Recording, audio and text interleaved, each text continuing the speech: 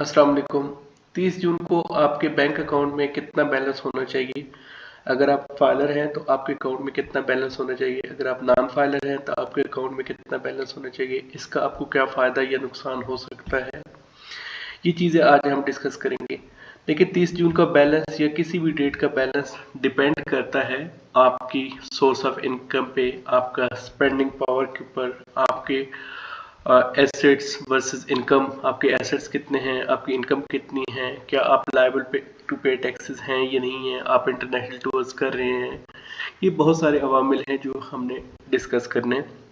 देखिए, अगर आप फाइलर हैं, आपका डिक्लेयर्ड सोर्स ऑफ इनकम है, उस सोर्स ऑफ इनकम के अकॉर्डिंगली आपके पास 30 जून पे या किसी और डेट पे आपके पास बैलेंस है, तो आपसे कोई भी नहीं पूछेगा कि आपका बैलेंस कम क्यों है, आपका बैलेंस ज़्यादा क्यों है, क्योंकि आपके पास एक डिक्लेयर्ड सोर्स ऑफ इनकम है, आप उसके ऊपर टैक्स पे करते हैं, आपने अपना जो सोर्स है वो भी डिक्लेयर किया है, स्पेंडिंग भी डिक्लेयर की हुई है, आपके एसेट्स जो हैं वो भी आपकी इनकम के अकॉर्डिंगली है। अगर से कि 3 मिलियन या 4 मिलियन आप नेट प्रॉफिटेबिलिटी करते हैं, तो आपके अकाउंट में 30 जून को बैलेंस जो है वो उस के अकॉर्डिंगली होना चाहिए। अगर आपका जो टोटल प्रॉफिटेबिलिटी है एनुअल वो आपकी 4 मिलियन है, आपके अकाउंट में 30 जून को 50 मिलियन पड़े हुए हैं, 20 मिलियन पड़े हुए हैं, जो कि आपकी इनकम के साथ मैच नहीं करता।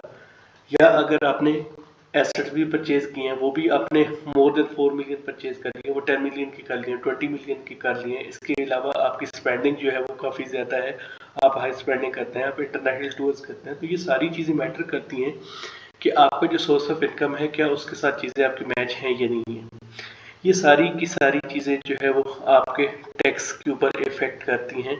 आपकी चीज़ें रेगुलेट होती हैं आपकी इनकम के साथ। जैसे आपकी इनकम होगी उसी तरह से आपकी बाकी चीज़ें जो होंगी। अब सवाल ये पैदा होता है कि 30 जून को जो बैलेंस है वो बैंक रिपोर्ट करता है या नहीं करता। एफपीआर को क्या रिपोर्टिंग होती है क्या नहीं होती, उसमें दो तीन चीज़ें हैं। अगर आपका बैंक में जो डिपॉजिट है वो 10 मिलियन या इससे ज़्यादा का आ रहा है, तो वो बैंक रिपोर्ट करेगा एफपीआर को कि आपका कितना है। अगर आपकी लिजिटिमेट इनकम है वो 10 मिलियन से ज़्यादा है, तो आप 10 मिलियन या 20 मिलियन डिपॉजिट कराएं, 50 मिलियन जमा कराएं, जितना आपके पास है। सोर्स ऑफ इनकम है, आप डिक्लेयर कर रहे हैं, आप उसके ऊपर टैक्स दे रहे हैं, तो आप जितना मर्जी जमा कराएं, 10 मिलियन जमा कराएं, ज़्यादा कराएं, कम कराएं। उसके बाद अगर आपकी क्रेडिट कार्ड की स्पेंडिंग है वो 200 मंथली की, 200 के की, 2 लाख की लिमिट है मंथली की।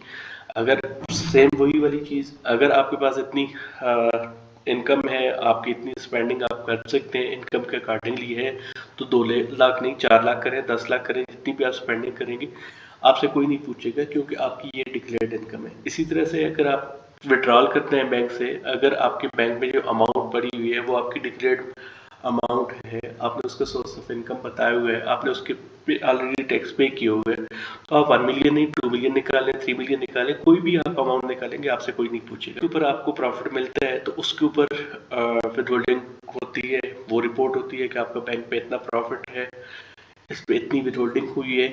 इसके अलावा अगर आप फाइलर हैं तो आपका विड्रॉल्स के ऊपर कोई आपको टैक्स नहीं लगेगा, अगर आप नॉन फाइलर हैं तो उसके ऊपर भी टैक्स लगेगा। इसके अलावा बहुत सारी चीज़ें हैं जो कि 165A में रिपोर्ट होती हैं कि आपका जो भी बैंक ने प्रॉफिट काटा उसके ऊपर आपका रिपोर्ट होगा, प्रॉफिट के ऊपर जो टैक्स कटेगा वो रिपोर्ट होगा। इसके अलावा आपकी यूटिलिटी बिल्स हैं, आप वो यूज़ करते हैं, उसके ऊपर अगर आपको टैक्स कटा है वो आपका रिपोर्ट होगा। आपकी जो सेलुलर कंपनीज हैं, मोबाइल के ऊपर आपको कोई टैक्स है वो आपका रिपोर्ट होगा। तो बहुत सारी ऐसी चीज़ें हैं वो आपकी रिपोर्ट होगी। अगर आपने कोई प्रॉपर्टी सेल परचेज की है तो वहाँ पे आपका टैक्स जो है वो भी आपका रिपोर्ट होगा। तो अगर आपकी जो इनकम है, जो आपका सोर्स ऑफ इनकम है, उसके अकॉर्डिंगली आपके एक्सपेंसेस नहीं है, उसके अकॉर्डिंगली आपके एसेट्स नहीं है, ये चीज़ें रिपोर्ट होगी। आपसे पूछा जाएगा कि ये चीज़ें आपने कहाँ से परचेज की हैं, क्या सोर्स ऑफ इनकम है, आपने कैसे ये परचेज की। अगर आप कोई चीज़ एक सेल कर रहे हैं, दूसरी परचेज कर रहे हैं और दोनों पहले वाली चीज़ डिक्लेयर्ड है, तो आपसे कोई नहीं पूछेगा, आप बता सकते हैं कि मैंने फलां चीज़ सेल कर ली है, उस सोर्स ऑफ फंड से मैंने दूसरी चीज़ परचेज कर लिया, या मेरा ये बिजनेस है, इसमें मेरी मंथली इतनी इनकम है, उस इनकम से मैं कोई एसेट परचेज कर रहा हूँ। स्पेंडिंग जो है वो आपकी इनकम के अकॉर्डिंगली होनी चाहिए। आपका जो बैलेंस है 30 जून का हो या किसी और डेट का हो, आपकी इनकम के अकॉर्डिंगली होना चाहिए। बाकी चीज़ें जो जो भी आप करते हैं, बेहतर यही है कि आप अपनी जो जो कुछ आप कर रहे हैं वो आप डिक्लेयर करें, उसके ऊपर आप टैक्स पे करें। अगर आप रेगुलर टैक्स पेयर हैं, आप फाइलर हैं, तो अगर आपके अकाउंट में करोड़ों पड़े हुए हैं, लाखों पड़े हुए हैं, मिलियंस पड़े हुए हैं, जो भी पड़े हुए हैं, आपसे कोई नहीं पूछेगा। हाँ, अगर आपने अपना source of income he declare नहीं हुआ, आपके जो एसेट्स हैं वो सपोर्ट ही आपकी इनकम जो है वो उसको आपके एसेट को सपोर्ट नहीं करती, तो आप कैसे जो है बच सकेंगे? आपको नोटिस भी आएंगे, आपसे पूछा भी जाएगा, उसके अकॉर्डिंगली आपकी चीज़ें, स्पेंडिंग आपकी उसके अकॉर्डिंगली है, एसेट उसके अकॉर्डिंगली है, तो आपको कोई कुछ भी नहीं कह सकता। और आप प्रॉपर टैक्स फाइलिंग करते हैं, तो अगर आप टैक्स फाइलिंग भी नहीं करते, आपकी इनकम के अकॉर्डिंगली आपके एसेट्स भी नहीं है, आपका बैंक बैलेंस भी उसके अकॉर्डिंगली है, तो आपसे क्वेश्चन होगा।